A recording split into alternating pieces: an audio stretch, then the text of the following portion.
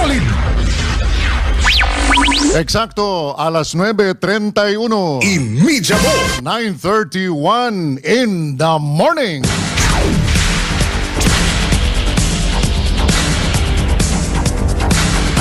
Takya kita na diaton last 30 minutes na diatong programa, mga kabisinos.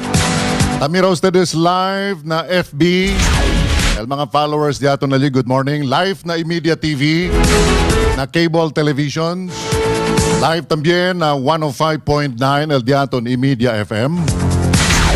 Este mga momento, manhunto ko naton otro doktor. El que mangkwento, maga-importante health concern. Uy vosotros en buenamente. Kay el cosa kami diskuti este día, maka uno tu del mga que posible ta silang tu por granted. I don't know, laman iti cosita sinti, pero el cosa gali tu que no hay sabi, buyak lang, baka tiyan tu goiter. Tiyan mga symptoms, kay hindi tu aware kay symptoms siya galisi. Only the Dr. Ara puede contigo manda entende. So, allí lang vosotros, iuwi con el diaton programa. It's about time, ladies and friends, para man welcome kita. Con el un jovencita doktora from That's Entertainment. No, from West Metro. I'm sorry. From West Metro. Sabi, from That's Entertainment. From West Metro, si Doktora Ariza Crizan Monjardin Soria.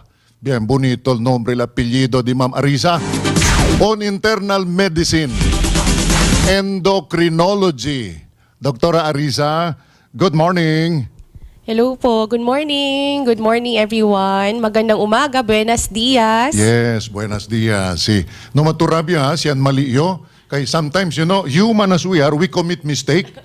Pensa ba yo, I used to welcome visitors, but sinabes siya kami segment about mga artista na I made a mistake. I'm sorry.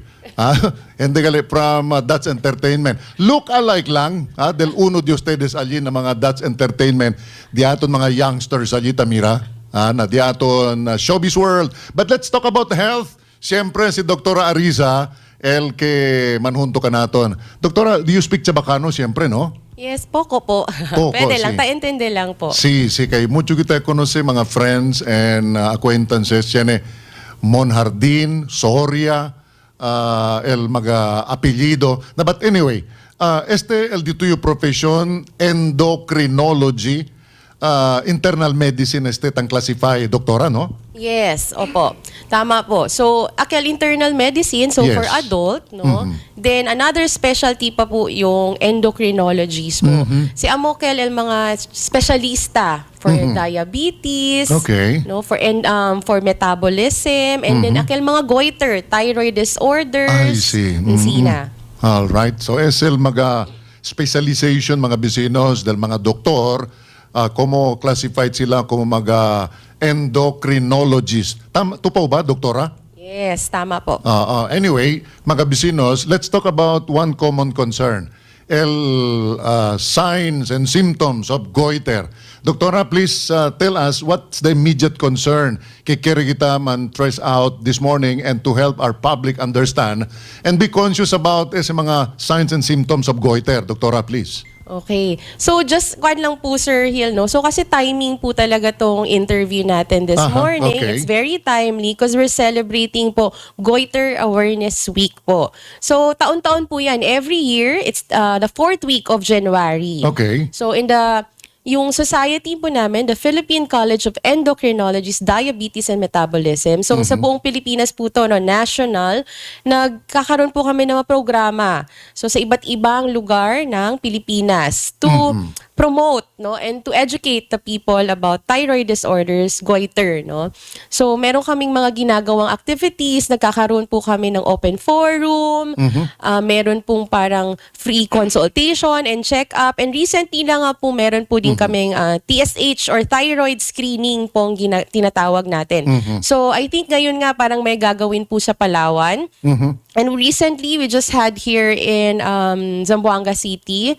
So, dun po namin ginawa sa Samselco. So maybe on the future po, baka pwede pa naming ma-expand to into other other places po na pwede naming magawa yung TSH screening. So ngayon po, Goiter Awareness Week for the 4th week of January. Yung theme po kasi talaga natin is goiter ay huwag pabayaan, kailangan maagapan. So it's more on talaga dapat prevention. So tama po yung tanong natin, Sir Hill, ano ba yung mga signs and symptoms ng goiter or yung mga sakit sa thyroid? Kasi tama din sinabi ni Sir Hill kanina, minsan hindi natin alam eh. Akala natin, kuwan lang yun, pagod lang tayo, natural lang na nararamdaman natin yun. Yun pala, pwede na siyang senyales. So, kailangan lang natin po na malaman, una, kung medyo mataas po yung risk factor natin na may thyroid or goiter tayong na mga klase-klase ng sakit sa thyroid, is kung meron po ba sa pamilya. Isa po titingnan natin yun. Kasi malaking factor po yung genes or namamana, erensya, no? Kung narinig natin. So, kung meron yung sa nanay mo, sa tatay mo, or kahit mga pinsan, uncle, no, mga tito, tita, pwede na rin po yun. Isang risk factor na po talaga yun. Pangalawa din po is yung babae. Mas common po siya sa babae, pero pwede ring mangyari sa lalaki. So nandun din po yung diet, o yung pagkain, nutrisyon. No, ngayon nga as advice po na sa atin is yung mga iodine deficient or kulang sa asin, iodized salt. May ginawa nga pong parang survey, I think a few years back, no? Isa rin daw po yung Zamboanga Peninsula sa nagkukulang sa iodine. Kaya medyo mataas daw po yung rate of mga thyroid disorders or hypothyroidism sa atin. So kaya nga po ginawa din yung screening. So isa yung Zamboanga Peninsula.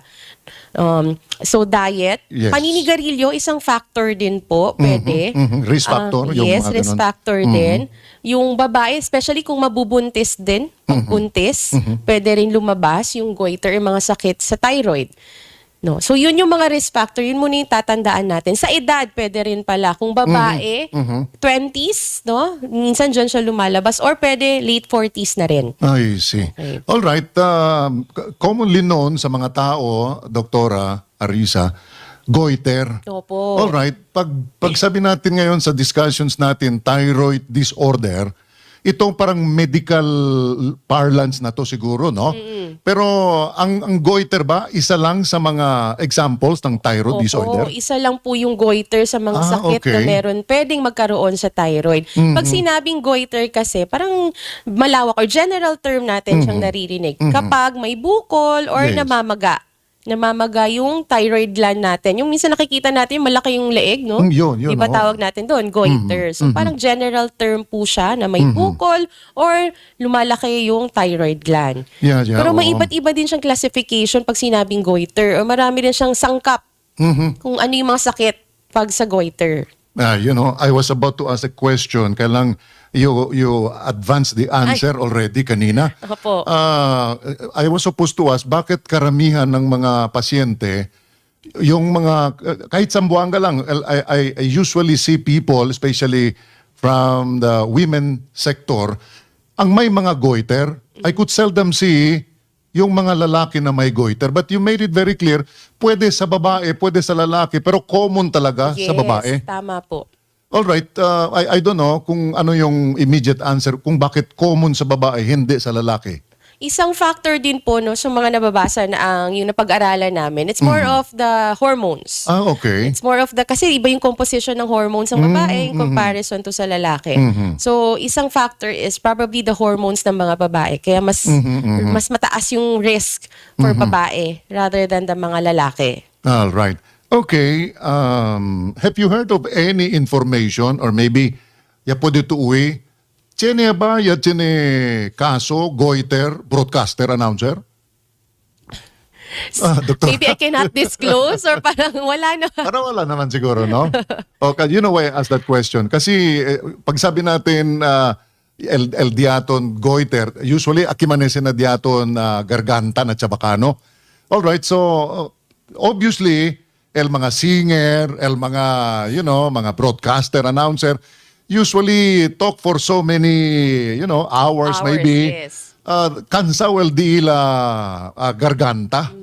That's why I was trying to point out, baka tiene ejemplo ya, broadcaster ba, ya tiene kaso de goiter. Pero possibility yan, Dr. Arisa, no? Maganda yung pinoint out niyo, Sir Hill. Yes. Kasi although wala pa, hindi talaga siya based on theories Yes, sa napag-aralan ko, hindi naging factor yung ito, reporter, Yes, even yes. teacher. Oo. Kasi Oh, teacher your di ba teacher, yes. nagsasalita parati rin, Oo, Ars. tama. But correct, in my clinic, in my practice, no, marami po ako nakikitang teacher.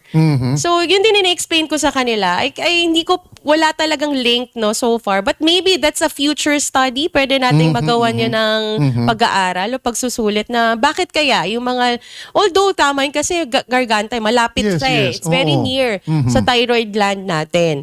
Pero kung theory-based man, wala pa akong nababasa about it. But in practice, yes po. Yung mga teachers, so far, mga teachers po, marami po ako nakikitang may goiter. May mga kaibigan, may mga pamilya. Take my case for instance, sabi natin, may mga yung weight nila, yung malaki mataba. Tapos makikita talaga natin yung part dito sa garganta. Makikita natin yung ano bang tawag dyan? Prominent siya, no? Medyo Oo, malaki. para makita mo Oo. talaga. Pero it's not a sign na may goiter siya. Siguro dahil lang mataba siya. Okay. Pwede rin po talaga. There are cases no na gano'n, na pwedeng fats lang. But we really have to palpate it, examine okay. pa rin. Kasi pwedeng goiter pa rin yun. I see, I Kasi see. may isa ring sakit, like ano yung mga sakit sa thyroid, na tinatawag nating hypothyroidism. Oh, yes, yes. So kapag hypothyroidism, ibig sabihin nagkulang sila sa thyroid hormones. No? Yung production is mababa. So pwede silang medyo malaki. Yung feature po ng hypothyroidism, mahirap magpapayat, no? Medyo malaking katawan, medyo nagmamanas sila, laging yung mga symptoms nila, laging pagod, parang walang gana, ganun sila eh. So pwede pa rin siya kasi yung mga hypothyroidism, risk din po yun na magkaroon sila ng goiter. I see. All right. So, pag ang isang tao, babae o lalaki, may findings na may problema o thyroid disorder, may goiter, when is the proper time na pwede nating sabihin, ito yung mga kailangan mong gawin for proper management? Kasi different types of thyroid disorder. So depende rin siguro kung ano ang Yes. management, paanong i-address niyan, doktora? Opo, tama po. So, depende po sa anong klaseng thyroid illness or disorder po yun. Yung management din po, yung paggamot, mag-iiba rin. Okay. So, like yung nabanggit ko, kung hypothyroidism po, sinabi natin kulang eh. Nagkukulang sila sa hormone. Aha. So, dadagdagan lang natin sila. Mag-hormone replacement lang po tayo in a tablet form. So, yun yung primary management po okay. kapag hypothyroidism. Yung kabaliktaran naman niya is hyperthyroidism. So, nagsobra. Marami naman. So, the production of the thyroid hormones niya na dapat nasa ganitong level nang nasobrahan siya. So, kabaliktaran din yung symptoms niya. So, kung hypo, medyo mabagal sila, ito mabilis yung metabolism nila eh.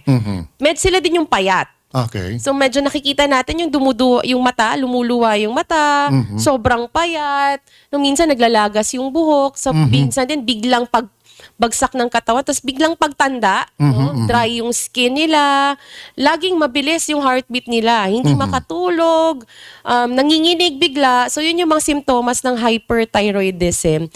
So ganun, nagsobra, so gagawin natin is pababaan natin. So magbibigay tayo ng gamot na pwedeng ang trabaho niya is bababaan niya yung thyroid hormone sa pinuproduce ng thyroid gland niya. I see. Opo. So yung major, iba rin po yung magiging approach natin kung bukol naman. Aha, okay. All right. So, pag bukol, anong approach diyan, doktora? So iba-ibang klase din. Kasi pwedeng yung hypothyroidism may bukol. Okay. Pwede rin yung hypothyroidism na walang bukol eh. Pwede ring hypothyroidism na naoperahan, yung mga tinanggalan Okay. ng thyroid gland. Aha. Oo. So, iba rin yung hyperthyroidism na may bukol. So, pwede ring hyperthyroidism na wala or namamaga lang. Okay. Early stage siguro, after may nag-diagnose yung doktor na may thyroid disorder ng isang pasyente, pwede ba nating sabihin na kung kailan na severe na talaga yung sitwasyon niya? So kung medyo matagal na, yun Okay. yung, lalo na pag mga hypothyroidism and hyperthyroidism na hindi naagapan, medyo katagalan na yung simptomas. Yung isang major complication kasi niya is maapektuhan yung heart eh. Okay. So yung complication sa heart na gusto nating ma-prevent. So kasi yung iba, pwede silang mag-lead into heart failure, lalo na yung hyperthyroidism. So yun, kapag meron ng mga heart symptoms, minsan kapag matagalan na, mahirap i-reverse. So yun yung medyo ayaw natin pag sinabi nating severe na.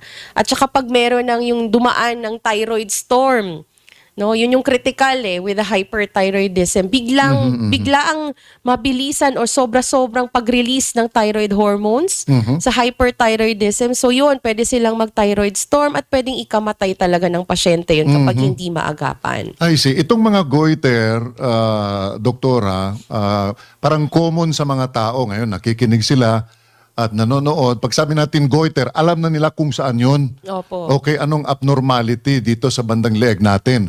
Alright, binanggit nyo po kanina, kung left unattended, severe na, may mga epekto na sa puso, sa other organs of the body.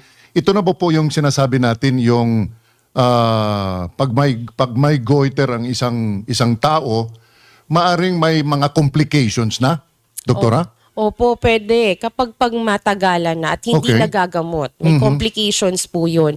At yung isang ayaw natin or gusto nating ma-prevent is yung Yeah. complication sa heart. Ay, nako. Oo. So, that yun ay complication na korason. Pensaba kita, goiter lang manese. But basically, doktora, ang goiter, curable talaga to.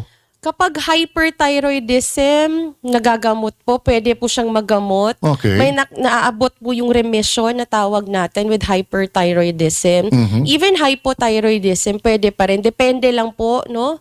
Yung goiter, pag sinabi kasing isa lang, yung bukol. So, isa din yung takot natin with goiter or bukol na yung mga nodules, no? Sinasabi natin.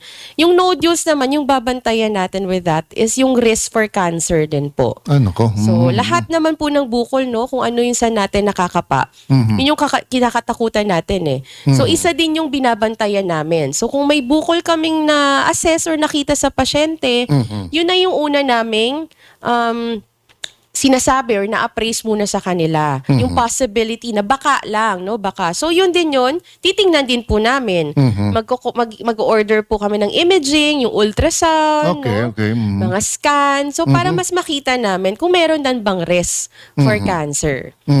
Okay, you were telling us and you were trying to explain yung hereditary, herencia kayo or via genes, may sakit yung lola, ang nanay o ang ate. Mari yung mga coming generation, ganun rin ang magiging health predicaments nila. Alright, ito po ba aggravated dahil sa mga risk factors na binanggit nyo? I'd like to go back to posible ba yung too much smoking at saka yung drinking of alcohol. Makakaroon ng isang tao, lalo ng babae, goiter? Pwede po. Yung smoking po, alcohol hindi po masyadong mataas Okay. naman. But the smoking, no, pwede siyang risk factor. The diet of iodine, actually yung kulang sa iodine and magsobra din sa iodine, no. So dapat talaga in moderation, no, yung pagkain ng maalat. And always yun, kahit lagi nating naririnig, yung healthy diet po talaga. Healthy diet and healthy lifestyle. Alright, so uwi vosotros ese, mga palangga diaton, el que tachene problema sina, at least el experto ese, el que tamang kwento ara, para puede vosotros queda aware. Baka hablo ustedes ay ordinary lang ese di mio kwenta, queda lang kayo gorda, ta queda lang kayo un poco grande, por eso ta queda también grande di mio garganta. But without you knowing it, el mga doktor sa taablaya ara, kay posibilidad, sa hindi, to kunese check ya, abnormality, tapos si Mires Chene pabukol, and then si left unattended gayod, takeda si Doktora Krisa Arisa cancerous. Parang binanggit nyo na makakaroon ng problema kung left unattended, nagiging cancer na siya. Kung yung bukol po, we have to check. Hindi naman kung left attended talaga. Kung hindi nakita or na-assess, Okay. na baka may risk factor for bukol yun. Kasi kung sa simula pa naman, kasi depende talaga sa itsura or characteristic ng nodule. Kasi there are nodules naman na it's really benign or non-cancerous talaga. Depende lang talaga sa itsura, sa features ng bukol. So good pa rin talagang gagawin is for diagnose or magpa-check up, magpa-assess po talaga. Ang question diyan, doktora, when is the proper time para ang isang tao, lalo na yung mga babae na napansin nyo, parang lumalaki yung garganta. Sa simula nila. pa lang po talaga, kung napansin na nilang meron, magpapa-check up na po talaga agad-agad. Okay, if they would come to think, magpapa-check up ako, halimbawa, may nakikinig ngayon, saan siya pupunta? Okay. So, available po actually po sa buong Zamboanga. Okay. Marami na po yung available yung mga testing natin dyan. Alright. So, widely available po. So, yung TSH natin, that's a screening test. Pwedeng gawin yun. Sorry. Sa Okay. private hospitals, available po. Even the government hospital po natin, available na po yung screening ng TSH, FT4. Aha. And ultrasound available din po sa lahat ng private hospitals natin and ang ating government hospitals. Alright, siguro lalong-lalo na sa West Metro, siyempre. Opo. Alright, so mga bisino, sabi ko ustedes mga points of clarification, alin na diaton FB Live. In some other occasions, siguro pwede kita si kung Doktora Amanda Mira para si tiyan kita mga second encounter, baka pwede pa si man elaborate ustedes mga concern. But anyway, Doktora, from my end, siguro just would like to find out, ito bang mga procedures na siguro ito na yung pagsibir na talaga yung kaso ng goiter or thyroid disorder ng isang pasyente, ang procedure nito, surgery na talaga? Hindi po lahat. Hindi lahat. Ito po yun. Okay. Misconception din po ng Ayun, lahat. yun, Hindi yun. po lahat Alright. ng bukol or hindi lahat ng goiter kailangang operahan. Alright, okay. Depende lang po. Depende po. Yung mga indications na sinasabi namin, isa, kung mataas yung risk for cancer, kailangan lang po talagang operahan. At saka pangalawa, kung medyo sobrang laki na at nahihirapan na siya, hindi makakain, hindi makahinga, hirap huminga, nabibilaukan. So yun po as mga signs of, yung mga obstructive signs and symptoms na po yun. Usually pag lumalaki na yung garganta ng isang maari may goiter, sa usual check up at ang sinasabi nila, masakit ba kung kumakain sila, for example, tapos masakit sa garganta nila? Yung iba walang pain. Yung iba hindi sila nasasaktan parang nagbabara. Okay. Yun, nagbabara or parang kahit tubig lang nahirapan sila. I see. So yun kasi maapektuhan na Hindi sila makakain. Yung nutrition, the quality of life, maapektuhan talaga. Aquel, very basic aquel, mga Yes. bisino. Sa ustedes con aquel, si tasinti vosotros de aquel klase discomfort, you better see your doctor. Importante yan. At hindi po necessarily na kung malaki, cancer na po. Hindi rin po. Yes. But to Hindi get the rin po assurance, lahat, yes. para no worries, may medication kung kailangan, you better see the doctor kasi sila ang may alam, eksperto sila dyan. That's why we're having this program to help you out sa mga health concerns natin. So we wish to say thank you so much to West Metro and to Dr. Arisa sa discussions natin ngayon. Anything else very relevant to our discussions about thyroid disorder, Doktora? So which we want to promote kasi ngayon is prevention talaga. Prevention. Agapan talaga natin. Huwag na nating hintayin na grabe na, may nararamdaman na. So kung may mga simptomas kay kukonti pa lang, magpa-check up at magpa-assess na. At huwag po makikinig muna sa mga kapitbahay, sa YouTube or sa Facebook kasi mas okay po yung sa doktor po natin naririnig kasi napag-aralan po yan ng mga doktor natin kung ano yung dapat gawin. At huwag matakot.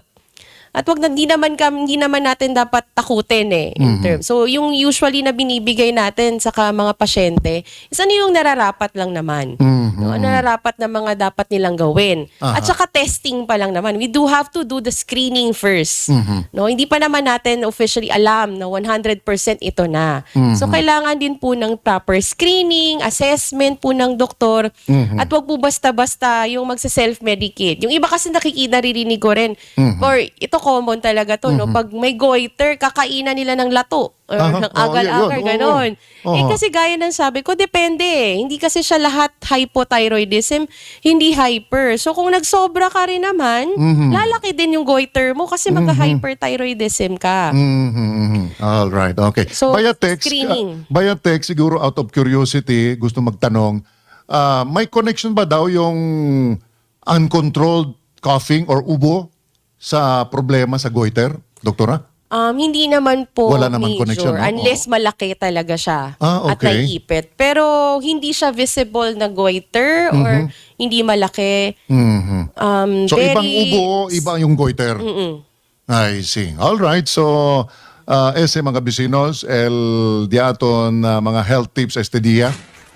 Junto con el diaton experto. Internal medicine, endocrinology. Si Doktora Arisa. El que tagi ka nato na studio live na live mga bisinos. Okay, so we are concluding our presentation today with the final message maybe from Doktora Arisa to our viewing public and El Diaton listening audience. Ipatintal na Facebook. Okay, so concluding statement ni Doktora. Go ahead. Okay, so una talaga prevention. Lagi naririnig, prevention is better than cure. Than cure, So we yes. start with that. So prevention, kung meron ng konting nararamdaman or even kung takot lang kayo, may risk factor na. Yung nanay nyo may goiter, wag matakot magpa-screening. Kasi yun Yes. yung first na kailangan mo. Huwag matakot magpa-check up.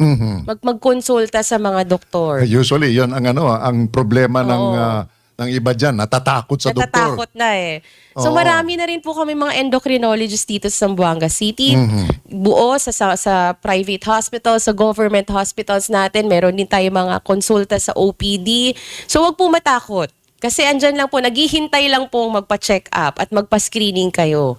So, wag hintayin lumala gaya ng mga nabanggit naming complications kanina sa heart or yung bukol na pwede pong maging cancer. Cancer. Yes. So, prevention po. Agapan po natin. Wag hintayin maging malala. All right, thank you. Thank you. Gracias, mga bisinos. Thank you. Yes, si Doktora Arisa Crisan Monhardin Soria. At po niyo mira na distansya. Takyo, klaro ya. Si Doktora Arisa Crisan S. Monhardin Soria. FPCP, FPCEDM.